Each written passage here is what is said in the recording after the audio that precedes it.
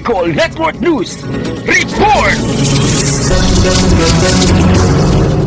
Umabot sa 1,300 na rehistradong magsasaka at mangingisda sa buong lalawigan ng Sorsogon ang tumanggap ng 10,000 pinansyal na asistensya sa sinagawang Distribution of Presidential Assistance na ginanap nitong ikadalawa ng Hulyo 2024 sa Provincial Gymnasium. Kaugnay nito, matatandang nitong buwan ng Hunyo nang bumisita sa President Bongbong Marcos sa Albay upang mamahagi ng asistensya sa bawat probinsya ng Bicol para sa mga nabanggit at isa si Governor Buboy Amor na tumanggap ng tseke na nagkakahalaga ng 13 milyong peso na ayuda mula sa Pangulo sa tulong ng mga personahe ng Office of the Provincial Agriculturist personal na naipamahagi ang nasabing ayuda sa mga benepisyaryo. Samantala, labis naman ang pasasalamat ng mga Sorsoganong magsasaka at mangingisda sa asistensyang natanggap na anilay malaking tulong para sa tulad nilang nasa sektor ng agrikultura. Para sa Bicol Network News, ito po sa Mega Patrol number 28, Jomar Hastre, tatak tunay na serbisyo.